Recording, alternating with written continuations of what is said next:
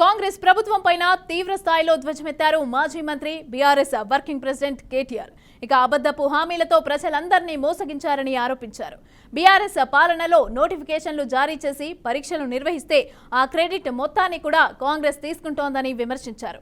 Notification ఇవ్వకుండా jobs ఎలా వస్తాయని అన్నారు.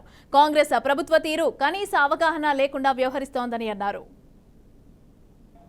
పార్టీగా ఒక కుటుంబ సభ్యులుగా కేసీఆర్ గారి యొక్క బిడ్డలుగా మనందరం కూడా ఆత్మవిమర్శ చేసుకోవాల్సిన అవసరం ఉంది. మొన్న జరిగిన పొరపాట్లు మళ్ళీ పార్లమెంట్ ఎన్నికల్లో జరగకుండా చూసుకోవాల్సిన బాధ్యత కూడా మన మీదనే ఉన్నది అనే మాట నేను మీకు విజ్ఞప్తి చేస్తా ఉన్నా.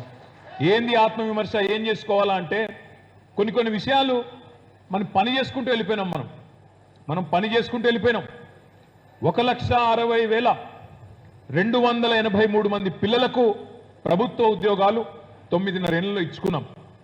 భారతదేశంలో ఏ ప్రభుత్వం కూడా 10 ఏళ్లలో మనం ఇచ్చినన్ని ఏ రాష్ట్రంలో కూడా 1,60,283 ఉద్యోగాలు ఇవ్వలేదు.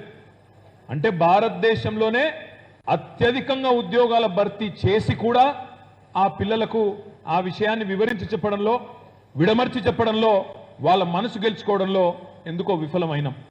వాళ్ళ మీరు చూస్తా ఉన్నారు, రేవంత్ రెడ్డి గారు ఆయన ముఖ్యమంత్రి అయిన తర్వాత 30,000 ఉద్యోగాలు నేనే ఇచ్చిన అని ఊదరగొట్టుకుంటూ ఎల్బీ స్టేడియంలో అక్కడ పెద్ద మీటింగులు పెట్టుకుంటూ పత్రాలు ఇచ్చుకుంటూ ఫోటోలు దిగుతూ ఇవాళ ఉపన్యాసాలు ఇస్తా ఉన్నారు.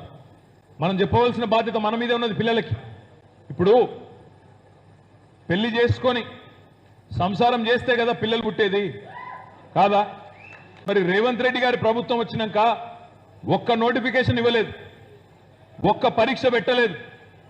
కానీ 30,000 ఉద్యోగాలు ఇచ్చిన అబద్ధాలు చెప్తుంటే ఆ అబద్ధాల విషయాన్ని ప్రజలకు, ముఖ్యంగా యువతకి చెప్పవలసిన బాధ్యత మన మీద ఉన్నదా లేదా ఒక్కసారి దయచేసి మీరు ఆలోచించాలని చెప్పి నేను కోరుతా ఉన్నా.